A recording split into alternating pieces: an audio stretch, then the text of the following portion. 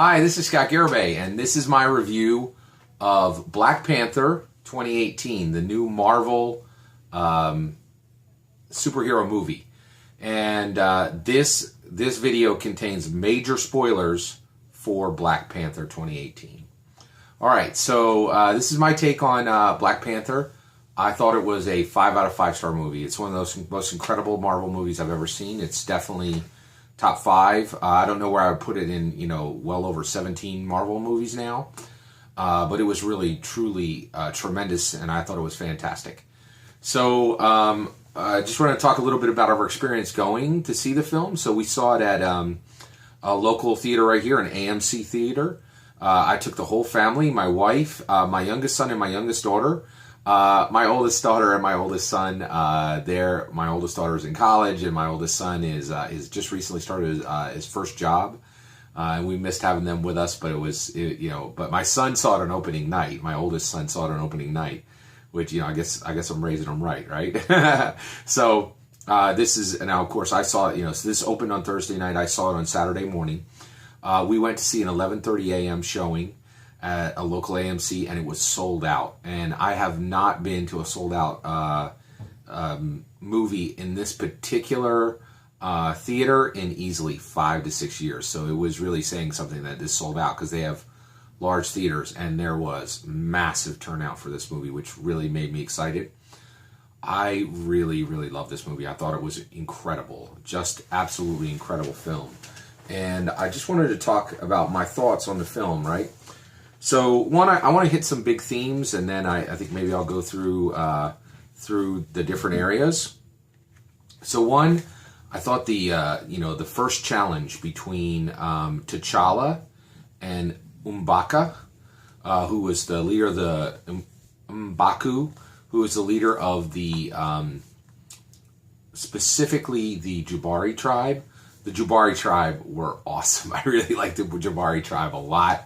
And in that, Winston Duke is the guy who played M'Baku, and Chadwick Boseman, of course, plays Black Panther in this. He plays T'Challa, who is the king of Wakanda.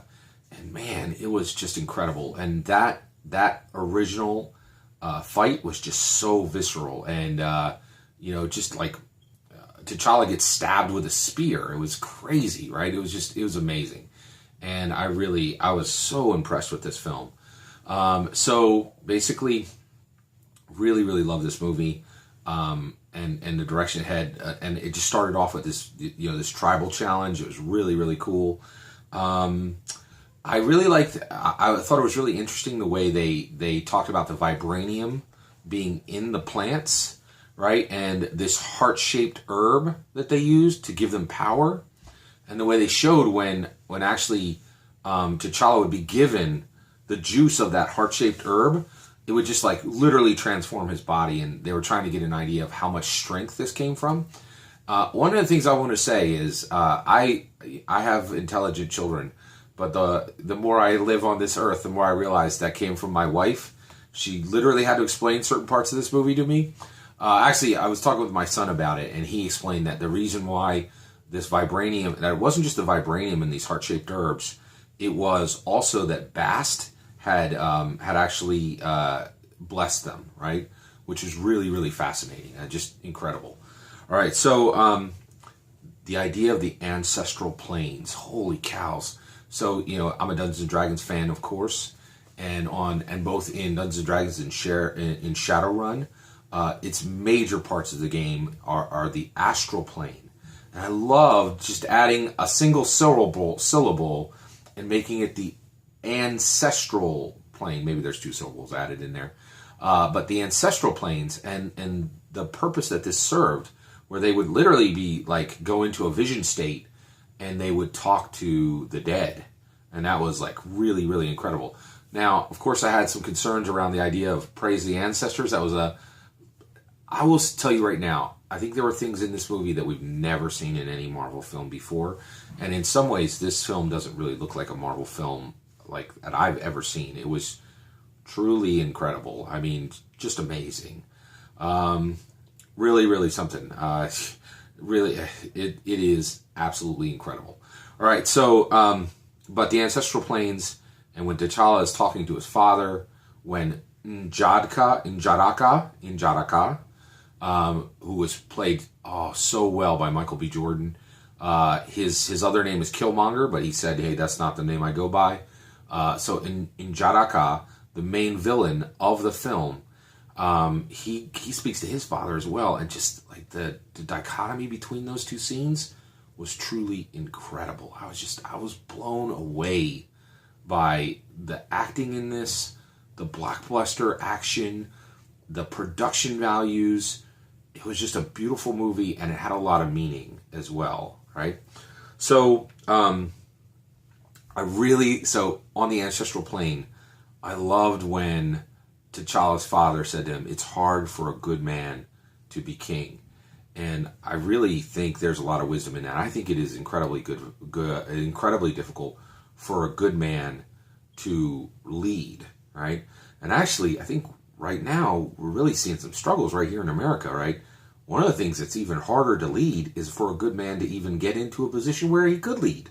Or, so just going off this principle, going off of what T'Challa said, he said it's hard for a good man to lead. And I think we're seeing that in America right now, where it's hard to really identify a good man. It's hard for a good man to display the attributes in a way that is going to lead to a point where they can lead. So this is really deep meaning to me in the film, and I was just really moved by it. All right, my absolute favorite thing in this movie was the battle rhinos. They were absolutely awesome. The battle rhinos were the best thing that has ever been put in any Marvel movie ever.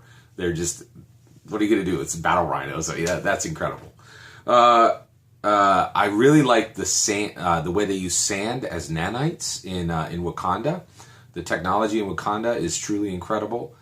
Oh man, this movie was so amazing. It really was incredible. I really liked T'Challa's sister. So T'Challa's sister was really very fascinating aspect of the movie, and I thought it was really, so she goes by Shuri. So Shuri was T'Challa's sister, and Shuri she's like the main technology person in Wakanda as far as driving the technology and making it better, or at least she's kind of the tip of the spear. Maybe that's the best way to say it. She's on the forefront of technology in Wakanda, and it was just so amazing to see this character. I really felt like T'Challa's sister kind of stole the show in this movie. It was really something. So I really love that aspect of it. And then seeing Andy Serkis. So I really liked Andy Serkis. He played Claw, I think. In this movie, he played a villain who was responsible for stealing vibranium from Wakanda, and he's played by Andy Serkis, who has played Caesar in the Planet of the Apes film. He's played Gollum in the Lord of the Rings film, and he played Snoke in the Star Wars films, which is incredible.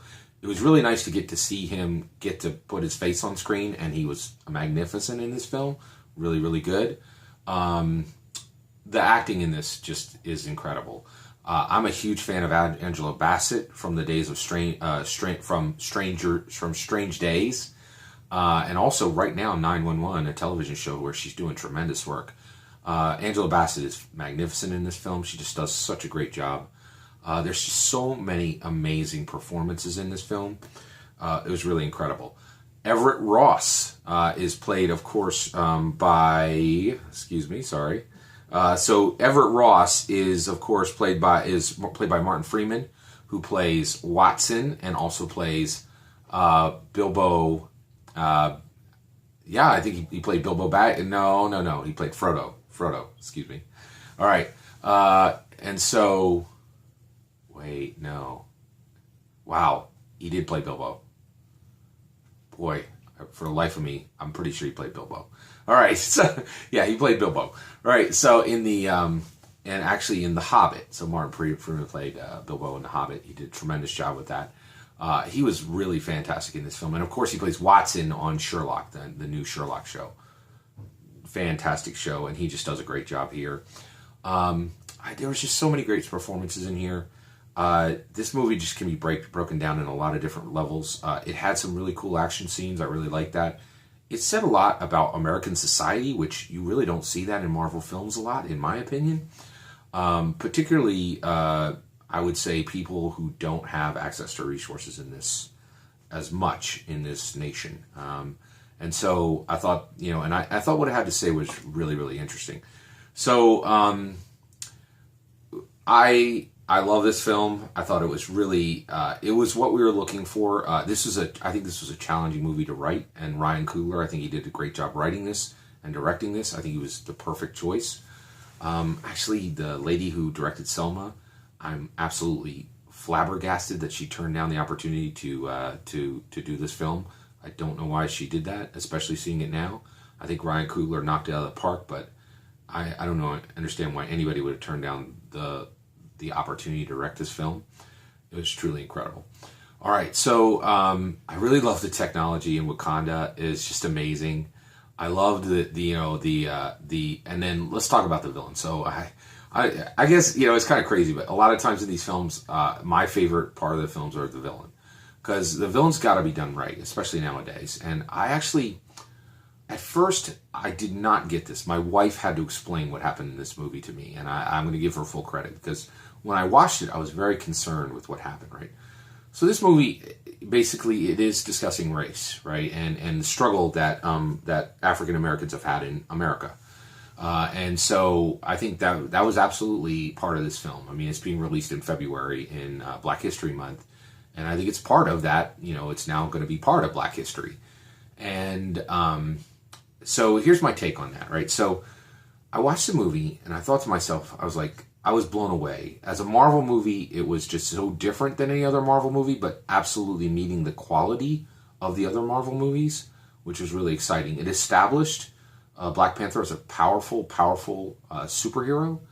And so I was just really, really impressed. I liked where it was going, right? But it had some deeper messages in it than you ever see in any Marvel movie. And it was talking about the plight of African Americans in America, right? Although the movie took place almost exclusively in Africa, in Wakanda, right? So, but Njadaka, my apologies, he grew up in America, right? And he's the villain of the movie. He's royal blood. He's descended from royal blood of Wakanda, but he grew up in America. And he was kind of abandoned in America, which is, and so the villain is coming from our home, right? Which is truly deep. So I watched this movie, and when it was done, I was like, Leanne, I love that movie, but I had a concern. And, I was like, this is a movie about, that really speaks to the Black experience in America more than any other Marvel film has ever done. Maybe more than many other films, certainly more than any Marvel film has ever done. I said, but I'm kind of sad that, Black Panther, and at the end of the movie, kills, Black Panther, who is a black person, kills another black person, Njadaka. I'm like, isn't that like a black person killing a black person? Is that a good way for a Marvel movie to end? And I was blown away with what my wife said, and she said Black Panther didn't kill Njadaka. And I 100% agree with her, and this blew me away. I was like, what do you mean? And she said, well, here's what happened. Black Panther ended the combat, which he needed to do, right? And at that point, he's got a spear in his chest, right?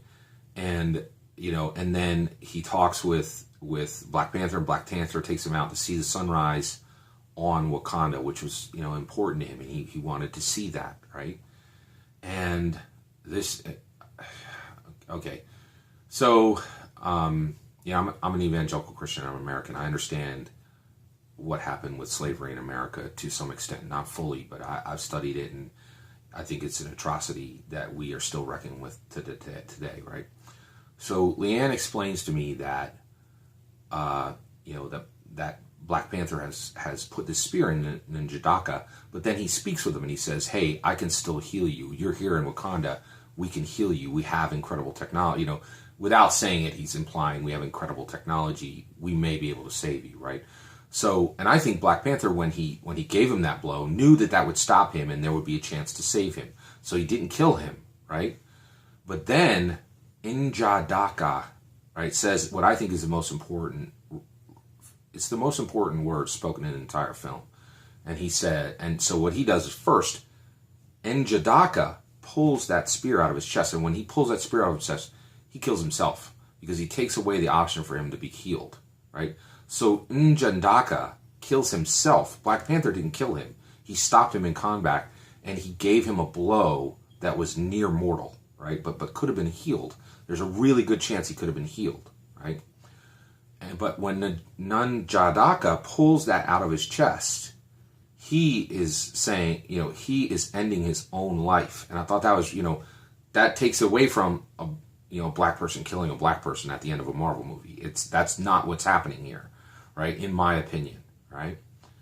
And then Njadaka says something profound, and he says, "Bury me in the sea where my brothers who jumped off the ships chose death over bondage."